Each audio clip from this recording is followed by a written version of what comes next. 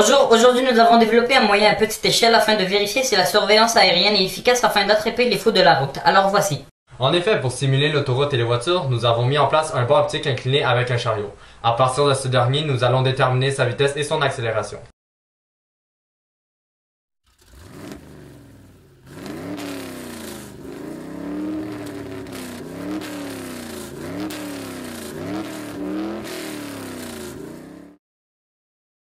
Afin de trouver les différentes positions du chariot, nous avons mis en ralenti la vidéo montrant l'essai.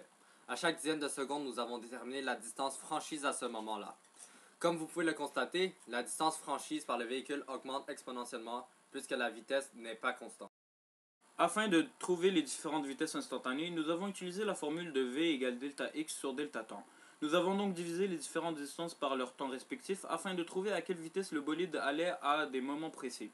Comme vous pouvez le constater, elle augmente de façon linéaire puisque le chariot possède une accélération constante, soit en mètres par seconde carré. À présent, afin de trouver les différentes accélérations, nous avons utilisé la forme A est égal à delta V sur delta T.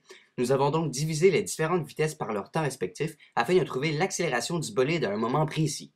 Bien sûr, nous avons éliminé quelques données aberrantes afin de ne pas trop fausser la moyenne de nos résultats. Comme vous pouvez le constater, l'accélération est constante, comme prévu dans un MREA. Pour découvrir l'accélération théorique, nous avons appliqué la formule A égale G sin de θ que vous pouvez voir.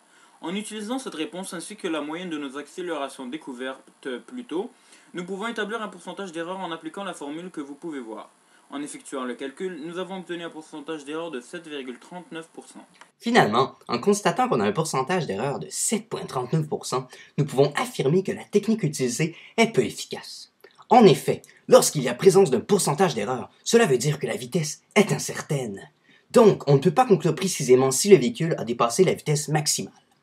Les principales causes d'erreur seraient la friction dans les roues qui ralentit le véhicule, des mesures imprécises et le fait que la voiture allait beaucoup trop rapidement pour la caméra. Merci beaucoup tout le monde de votre écoute et à la prochaine.